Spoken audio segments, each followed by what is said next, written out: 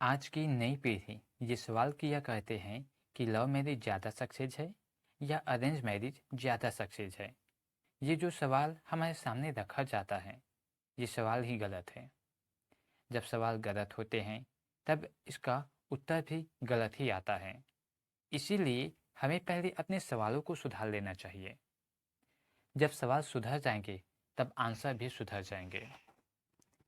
मेरी नज़रिया के अनुसार यदि कोई लव मैरिज को सजेस्ट करता है तब यह रॉन्ग सजेशन होगा, और यदि कोई अरेंज मैरिज को सजेशन करता है तो ये भी रॉन्ग सजेशन होगा, क्योंकि हमारे पास ऐसा कोई पैरामीटर नहीं है जिसके माध्यम से हम ये बता सकें कि लव मैरिज सही है अथवा अरेंज मैरिज सही है। दरअसल में हमें समझना चाहिए कि कोई भी रिश्ता मजबूत तब होती है जब हम रिश्ता निभाना आता है जब हमें रिश्ता निभाना आता है। यदि हमें रिश्ता निभाना नहीं आता है तब हमारी जो शादी होती है वो लव मैरिज के माध्यम से हो या अरेंज मैरिज के माध्यम से हो, हम अनहैप्पी रहते हैं। तलाक की संभावना बढ़ जाती है, झगड़े होते हैं। कारण लव मैरिज या अरेंज मैरिज नहीं होता, कारण हमें रिश्ता निभाना नहीं आता वो होता है। लव मैरिज में एक दूसरे को जानने का मौका मिलता है, उसके बाद जो डिसीजन लिया जाता है वह डिसीजन सही होता है, ऐसा आज की नई पीढ़ी का मानना है। लव मैरिज को सपोर्ट करने वाले की दृष्टि सामने वाले के हाव भाव यानी कि बिहेवियर को पढ़ने और समझने की कोशिश करते हैं, जबकि अध्यात्म हमें सिखाती है कि हमें सबसे पहले स्वयं की खोज करनी चाहिए, स्वयं को जानने और समझने की कोशिश करनी चाहिए। जब स्वयं को हम जान जाते हैं, स्वयं को जब हम समझ जाते हैं, यानी कि मानव की प्रकृति को हम समझ जाते हैं, और जब ये सारी चीज़ें हमें समझ आ जाती हैं, उसके बाद जो हम डिसीजन लेते हैं वो बिल्कुल सही डिसीजन ले पाते हैं। डिसीजन लेने में किसी भी तरह की कोई असमंजस या दुविधा नहीं होती है। जो चुनाव करते हैं वो चुनाव सही हो जाते हैं। बिना पढ़ाई किए यदि हम एग्ज़ाम देते हैं तब हम असफल हो जाते हैं, यानी कि एग्ज़ाम में फेल हो जाते हैं। परीक्षा में पास होने के लिए हमें पहले से तैयारी करनी होती है।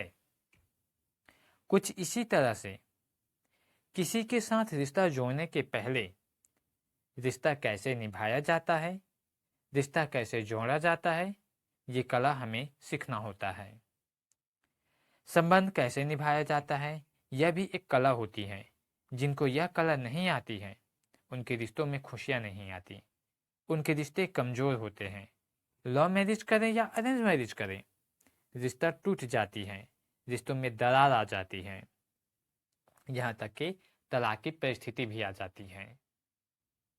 यदि हम शादी करना ही चाहते हैं तब शादी के पहले हमें कुछ चीज़ों का ध्यान रखना पड़ता है, जिसमें से पहला आता है स्वयं की खोज करना।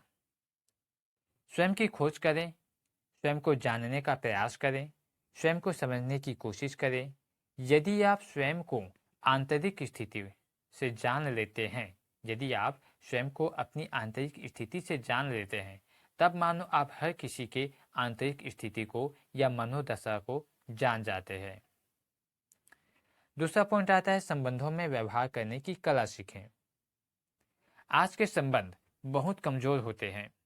महाभारत में द्रौपदी के 5 पति थे, लेकिन पत्नी को लेकर लेकिन पत्नी को लेकर 5 भाइयों में कभी भी कोई बहस नहीं हुई, और न ही पति को लेकर द्रौपदी ने कभी किसी से कोई बहस किया या झगड़ा किया।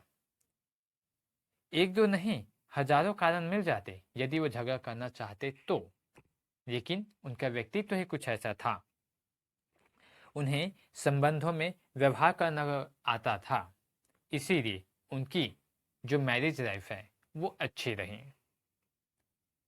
तीसरा पॉइंट आता है व्यक्तित्व। अपने व्यक्तित्व को हमें निखारना पड़ता है, अपने व्यक्तित्व को बेदाग रखना पड़ता है। महाभारत में जो दुर्योधन का व्यक्तित्व है वो बुराई का प्रतीक है। जब हमारे व्यक्तित्व, हमारे आचरण नकारात्मकता से भर जाती है तब हमारे घर यदि श्री कृष्ण भी खुद आ जाए तब भी वो श्री कृष्ण हमें दुश्मन दिखाई देती है, श्री कृष्ण में हमें दुश्मन दिखाई देते हैं। रास्ते में अगर गलती से हमारी भेंट कृष्ण से हो जाए, मात्र भेंट हो जाए, तो वो भेंट भी हमें दुर्भाग्य नजर आता है। पांडव जो है धर्म के प्रतीक थे, उसके बावजूद भी अपने नकारात्मक व्यक्तित्व के कारण दुर्योधन पांडवों से कभी भी रिश्ता नहीं जोड़ पाया, उन्हें कभी वो समझ ही नहीं पाए। कुछ इसी तरह से हमारे व्यक्तित्व में जब कमियां होती है तब हम अपने जीवन साथी को कभी समझ ही नहीं पाते, और जब व्यक्तित्व ही हमारा खराब है तब ऐसे लव मैरिज हो या अरेंज मैरिज हो, तब ऐसे में लव मैरिज हो या अरेंज मैरिज हो, हम अपने जीवन साथी से प्रेम का रिश्ता नहीं जोड़ पाते हैं और पूरा जीवन किस्मत को, मम्मी पापा को दोष देते रहते हैं। चौथा पॉइंट आता है जीवन साथी का चुनाव करना सीखें। समस्या यही है कि हमें जीवन साथी बेहतर तो चाहिए, मगर हम बेहतर जीवन साथी बनने की कोशिश नहीं करते, हम अपने ऊपर वर्क नहीं करते, अपने गुड क्वालिटीज को निखारने की कोशिश नहीं करते। जब एक अच्छा व्यक्तित्व की तलाश हम तभी कर पाते हैं जब हमारा अपना व्यक्तित्व अच्छा होता है। हमारा व्यक्तित्व अर्जुन की तरह होना चाहिए, तब कहीं जाकर हम कृष्ण की पहचान कर पाते हैं। यदि हमारा व्यक्तित्व दुर्योधन की तरह है, तब शकुनी की हम संगति तो जरूर करते हैं, मगर श्री कृष्ण की चुनाव हम कभी नहीं कर पाते। यानी कि व्यक्तित्व की परख के लिए भी हमारे पास वो समझ शक्ति होनी चाहिए जिससे हम अपने जीवन साथी का चुनाव कर सकें।